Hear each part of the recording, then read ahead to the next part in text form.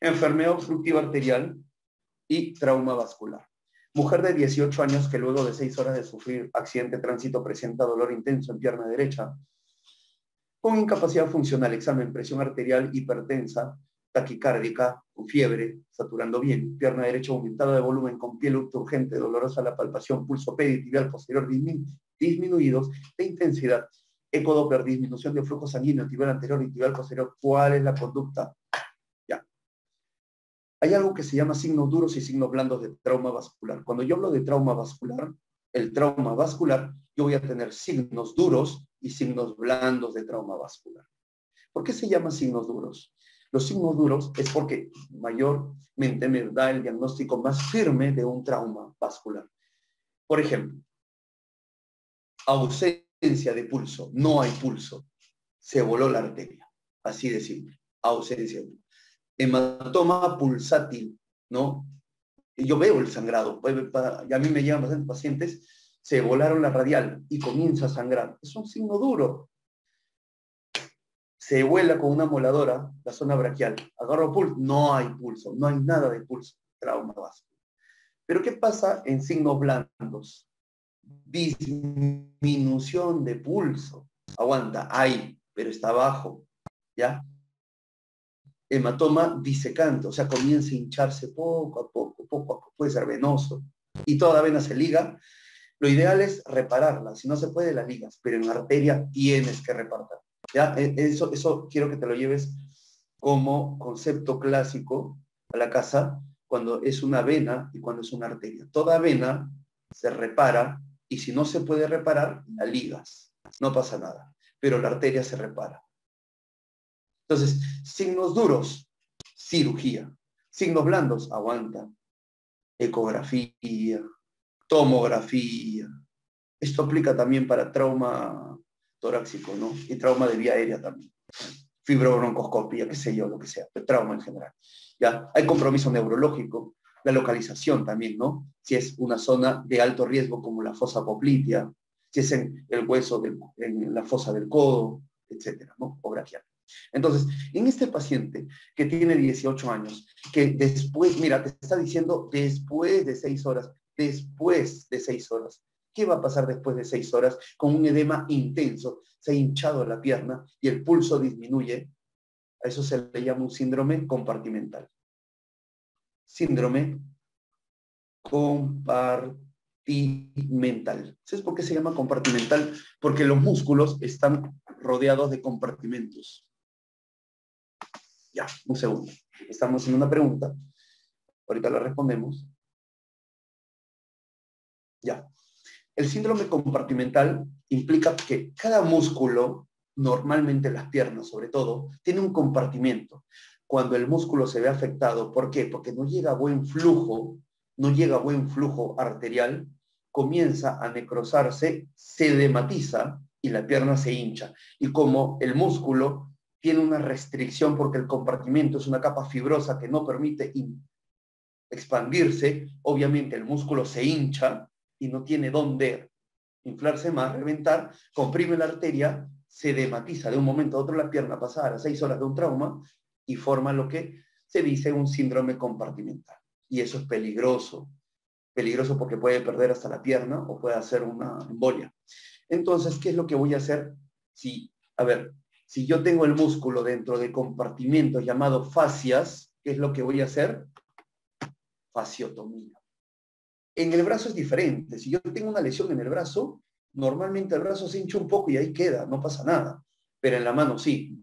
Por eso se hace fasciotomía en mano, más no en brazo. Es raro que tú hagas una fasciotomía en brazo. Pero en pierna sí se debería hacer. Todo paciente después de un trauma de 6 horas, la síncope, como bien dice, ¿no? La síncope. Como se edematiza esta fascia, este músculo en general, ¿no? Se debería hacer una fasciotomía. Me estaban preguntando por qué ecografía y tomografía en signos blandos, porque los signos blandos son sugestivos de un trauma vascular, pero no definitivos. Entonces, ante la duda, no voy a meterlo a sala exploratoria, sino yo voy a tomar exámenes complementarios para decidir la terapéutica, el diagnóstico y el manejo. Ya, no es que me corto el brazo, ya lo meto a sala de operaciones y lo abro, no es así. Si yo veo más o menos que, bueno, tengo algo de pulso un poco disminuido, me ha volado la braquial, pero no veo sangrado pulsátil, no veo hematoma, pero ecografía. Ecografía me dice que todo. Eso es frecuente. Yo tengo pacientes, un montón de pacientes que llegan balas. Llegan los sábados en la noche, baleados en pierna. Una bala te puede traspasar las dos piernas. No lo vas a meter a sala de operaciones, en fin. A ver, tiene pulso un poco disminuido, un poco de edema, etcétera, etcétera. Le tomo ecografía, normal, alta. Se acabó, así de simple, no tienes que operarlo. Porque no hay una lesión vascular. ¿Me entiendes? Entonces, los signos duros es porque firmemente, ¿sabes qué? Hay un trauma vascular, hay que operarlo. Pero signos blandos te describe que puede ser, te aleja del diagnóstico de trauma vascular. Para confirmar, hay que hacer una ecografía o tomografía, dependiendo de la zona. Varón de 25 años sufre herida cortante en región de fosa cubital, en esta zona. ¿Cuál de las siguientes estructuras es más probable de sufrir la lesión? Yo voy a tener la arteria radial, aquí está la palma radial, cubital, se unen en braquial, axilar y desemboca, ¿no? Subclavia. Entonces, en esta fosa, ¿qué es lo más frecuente que me voy a poder llevar? La arteria braquial. Eso es anatomía, ¿verdad? Esa pregunta es de anatomía, esta pregunta no es de banco. Mujer de 68 años presenta dolor en las pantorrillas al caminar ciertas distancias, que se ve obligada a detenerse. ¿Cuál es el diagnóstico más probable? ¿Cómo se llama eso cuando el paciente camina y hay una obstrucción? Entonces, la obstrucción en general, porque yo tengo una arteriopatía, se forma la placa, el ateroma en la arteria, ¿ok? El flujo que normalmente es laminar se vuelve un poco turbulento en esta zona, disminuye. La obstrucción aproximadamente del 50% de las arterias periféricas, no estamos hablando de coronarias, mi tronco de la coronaria izquierda, periféricas en general, efectivamente me va a dar signos. Y este signo es de claudicación. ¿Ok? Perdón. No está marcado acá. No lo hemos marcado, pero efectivamente, como bien dicen ustedes, se llama una claudicación intermitente o una claudicación arterial. Ya acá me están hablando de insuficiencia venosa, no tiene nada que ver, trombosis peor, no, es una claudicación. Y esto entra en la categoría de la clasificación de Fontaine. La clasificación de Fontaine me habla que yo tengo grado 1, grado 2, A, 2B, 3, 4. Esta clasificación de Fontaine de insuficiencia arterial, así como vimos insuficiencia venosa, hablamos de insuficiencia arterial, me habla de un paciente en el cual es netamente grado 1 asintomático. Grado 2 se cansa en distancias mayores de 200 metros. No solamente se cansa, sino que siente dolor en los miembros inferiores. Ese paciente que viene y te dice, ¿sabes qué? Camino menos de 200 metros o 2 cuadras y me duele, Fontaine, grado 2B. Aquellos pacientes que hacen sus actividades, ¿no? Y tienen claudicación al reposo, grado 3, y grado 4 cuando ya tienes una necrosis o gangrena. Disculpen la letra, para hacerlo pequeño. Esa se llama la clasificación de Fontaine. Entonces, ¿qué es lo que yo voy a manejar más o menos del 2B hacia adelante? Del 2B hacia adelante normalmente habría que ver la posibilidad quirúrgica. Eso es Fontaine. Mujer también ha venido. Mujer de 90 años, hipertensa, con fibrilación auricular en tratamiento irregular, acude a emergencia por presentar desde hace 4 días frialdad en el pie izquierdo. 4 días, ¿ah? 4 días. 4 días. Frialdad en el pie izquierdo. Entonces yo tengo que ponerme a pensar, aguante, tiene frío. Llega un paciente con más de 6 horas, ¿ya? Con una obstrucción arterial. La pregunta está compensado. ¿Sabes a qué le llamo compensado? Cuando hay un compromiso isquémico, pero el pie de repente está caliente, está tibio, todavía no está cianótico, no hay flictenas, no hay compromiso neurológico. Eso significa compensado y eso es por circulación colateral. Sí está compensado, no está compensado. Normalmente el sí se ve en pacientes mayores. ¿Cuál es el factor de riesgo? Fibrilación auricular. O sea, ha lanzado ¿no? La fibrilación auricular ha lanzado un émbolo y ha tapado una arteria. Esa arteria ha comprometido la zona distal,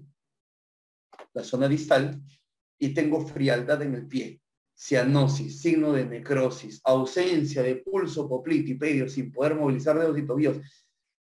Miren, yo puedo tener frialdad, cianosis, signo de necrosis, puedo tener todo, y lo voy a poder operar.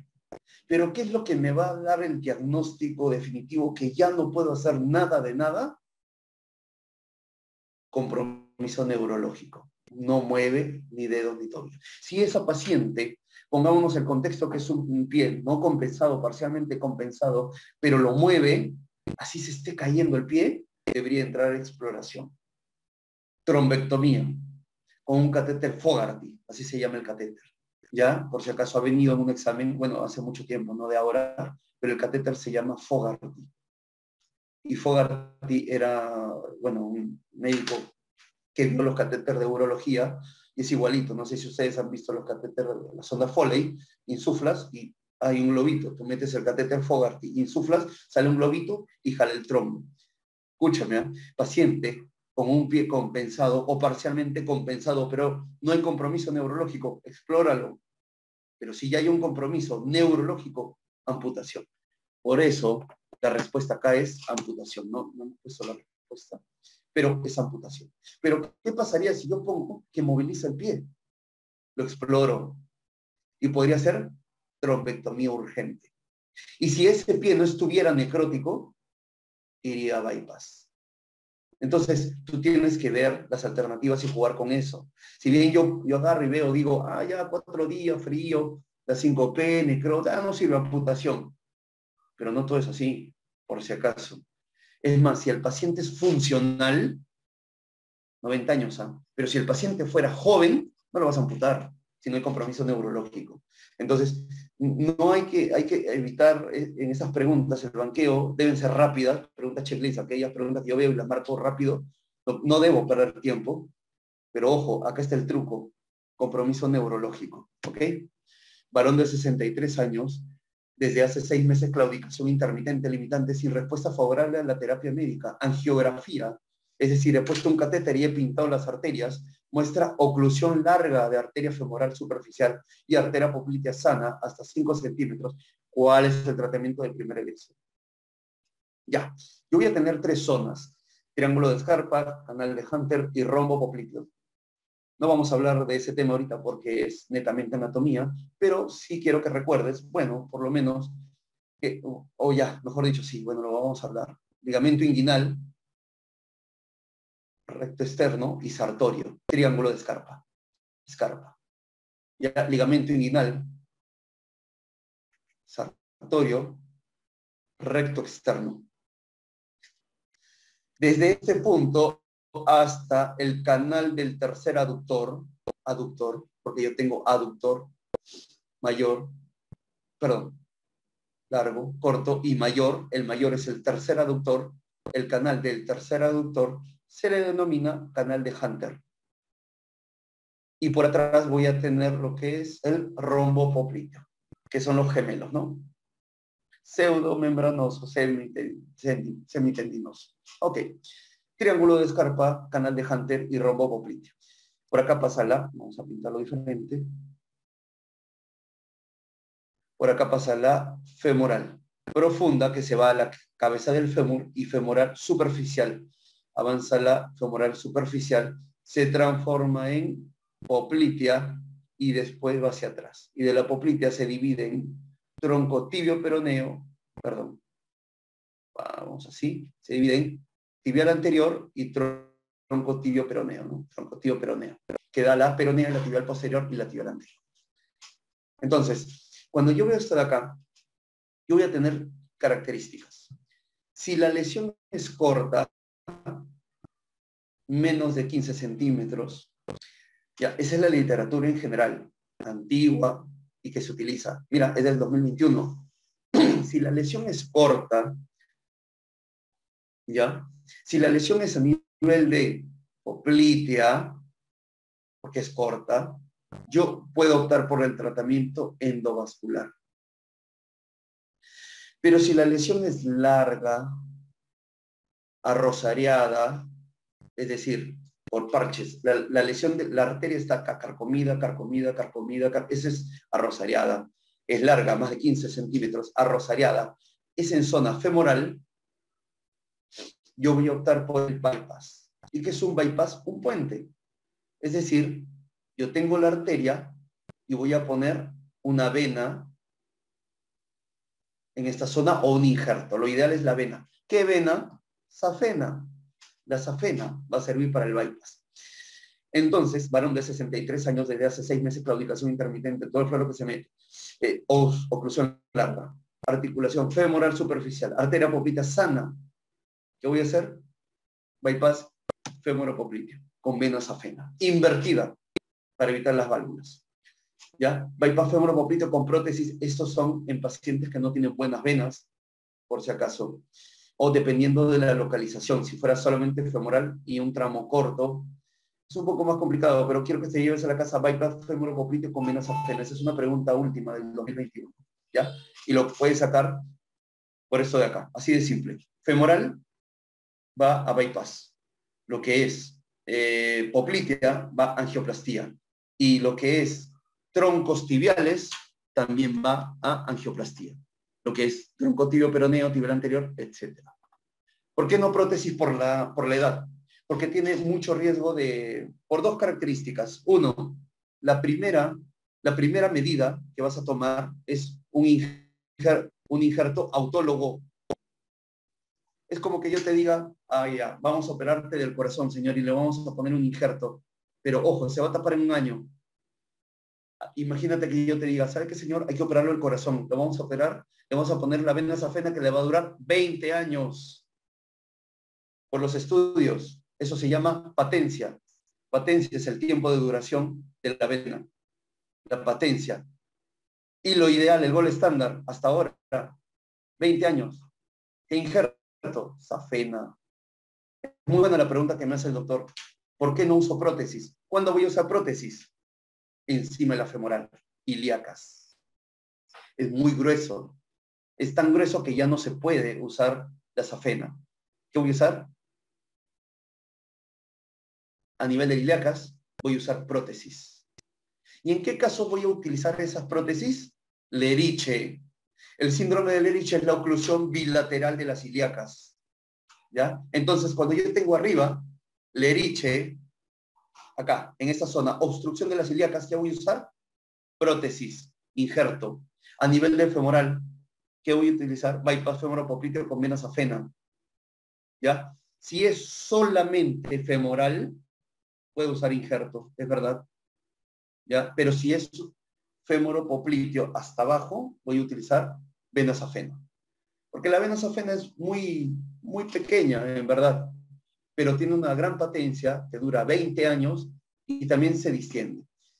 La respuesta hacia el doctor, gracias por la pregunta, es por el calibre y la localización. Entonces, si es ilíacas y femoral netamente, ilíaco femoral, va a ser prótesis. Si es femoral hacia poplitea, es safena.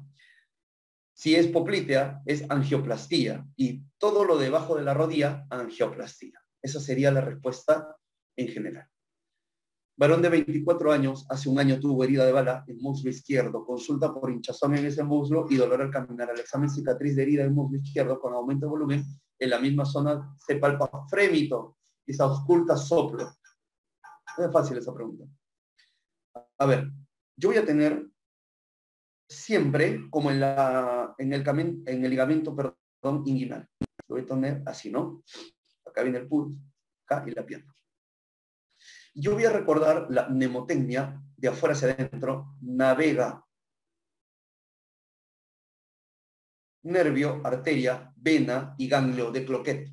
Navega. Entonces, si yo veo la vena y la arteria siempre están unidas, ¿cuál es el riesgo de que la vena y la arteria estén unidas? ¿Cuál es el riesgo de que la vena y la arteria estén unidas o cercanas de que se unan? En los pacientes renales, que se necesitan dializar, hacemos una fístula arteriovenosa. Esa es una fístula creada, ¿ya? Pero también hay fístulas traumáticas. Yo meto, ¿no? Le cae un balazo a un paciente. Entonces yo voy a tener la vena y voy a tener la arteria. La bala va a transfixiar o va a atravesar y se termina uniendo la arteria con la vena y va a haber un shunt o cortocircuito. Es decir, una arterialización de la vena. Voy a tener todas estas características. Frémito pasa como corriente y soplo. A eso se le llama fístula arteriovenosa y hay que cerrarla, hay que operarlo, ¿no? Dependiendo de la localización se cierra y se puede poner un injerto, ¿no? Varón de 20 años ingresa a emergencia por accidente en moto, presenta aumento marcado de volumen en el muslo izquierdo, parestesias y dolor intenso a la extensión. Al examen, ausencia de pulso popliteopedio. ¿Cuál es la conducta a seguir? Fasciotomía, radiografía de muslo, inmovilización, Doppler. Este es del 2020. ¿Qué es lo que harían ustedes? No me da tiempo, ¿eh? Simplemente a mí saber. Joven, accidente en moto, presenta aumento marcado de volumen en el muslo izquierdo, parestesias, dolor intenso, unilateral, no hay pulso. Yo particularmente, si no tuviera esas opciones, yo lo meto a la sala de operaciones de frente, pero la respuesta efectivamente es fasciotomía. Para liberar, ¿no? Fasciotomía. Obviamente, en este caso, efectivamente, es un síndrome compartimental, por tanto, habría que hacer una fasciotomía. Diabética de 67 años, desde hace 9 meses con claudicación intermitente que acude por necrosis del quinto dedo de pie izquierdo. ¿Cuál es el estadio? ¿Se acuerdan el estadio Fontaine? 1, 2A, 2B, 3 y 4, ¿no? 1, asintomático. 2, más de 200 metros. 3, más de 200 metros. Perdón, 2B. 3, ya vendría a ser claudicación al reposo y 4, gangrena, ¿no? ¿Cuál sería? Efectivamente, 4. Esa es la respuesta de Fontaine. Mujer de 45 años, obesa, diabética tipo 2, quien acude a consulta por presentar hace 3 días cianosis, edema y dolor progresivo en pierna izquierda. Joven, pero con riesgo cardiovascular, obesa, diabética tipo 2, acude a consulta por presentar hace 3 días cianosis, edema y dolor progresivo en pierna izquierda. Ecografía doppler venosa, imagen hipoecogénica que obstruye el flujo de la vena femoral. ¿Cuál es el tratamiento de elección? Esta pregunta no tendría por qué estar acá, pero ya que lo vieron, enoxaparina. Diabético de 59 años, fumador pesado. ¿Están escribiendo, perdón? Efectivamente, tratamiento con heparina de bajo peso molecular. Diabético de 59 años, fumador pesado, antecedente de dislipidemia severa, es decir, factor de riesgo cardiovascular, acude a consulta manifestando que desde hace 6 meses presenta dolor en la pantorrilla derecha cuando camina unos 100 metros, o hay una claudicación, ¿no? Menor a 200 metros, debe ser un Fontaine 3, o 2B, perdón. Que le obliga a detenerse unos minutos, con lo cual mejora cuál es la prueba inicial, indicar en busca del diagnóstico, índice de tobillo, brazo, ecodoppler de miembros inferiores, oximetría transcutánea, arteriografía de miembros. ¿Qué marcarían ustedes sin haberlo visto? Es una claudicación intermitente, hay una obstrucción. Podría ser la ecografía, ¿ya? Podría ser la ecografía en este caso para describir, pero, ahí viene el pero, ¿ya? Lo ideal como complemento es el índice tobillo-brazo. El índice tobillo-brazo me va a permitir ver el grado de estenosis arterial o de obstrucción. Miren, la ecografía es lo ideal, ya en general, para ver una obstrucción. Si hay, por ejemplo, una trombosis, cuáles son las características de la arteria, etcétera, etcétera. Pero realmente como complemento y tratamiento va a ser Fontaine y el índice tobillo-brazo. El índice tobillo-brazo es cuando yo agarro, coloco el manguito en el brazo, insuflo, veo una presión, pongo el manguito en la pierna, insuflo y pongo la ecografía, así como las gestantes, ¿no? La ecografía que suena, ¿no? La ecografía, ¿no? El toco, lo que le llaman, y comienzo a tantear a qué presión. El diferencial de presiones lo divido y de acuerdo a eso veo los grados de 0. Menor a 0.4, mayor a 0.4 a 0.8. Si está muy disminuido, quiere decir que hay un grado de estenosis severo, ¿ya? Entonces, Cuando yo tengo un paciente diabético, por ejemplo, que veo en los pasillos de medicina, que es lo ideal, cuando yo ya sé que tiene una obstrucción probablemente, yo sé que hay un grado de severidad, pero ¿qué tan severo es? Voy a ver clasificación de Fontaine, bueno, hay otros tipos de clasificación en diabético, pero ¿qué es lo que me va a servir a mí? El índice tobillo-brazo para ver la severidad de la obstrucción, ¿ok? Entonces, esto de acá me va a permitir el diagnóstico en general. La ecografía Doppler, como les digo, es lo ideal para ver la morfología, etc. Les explico para que me entiendas. Si tú tienes una neumonía, ¿qué vas a tomar primero? ¿Una radiografía o una tomografía? Una radiografía. Así de simple. Entonces, cuando yo tengo una obstrucción, que obviamente es una insuficiencia crónica, no estoy hablando de aguda, no es un trauma, es un paciente crónico, ¿qué voy a tomar? Un índice tobillo-brazo. Primero, antes que todo lo demás. Por si acaso, ¿ya? Trauma torácico.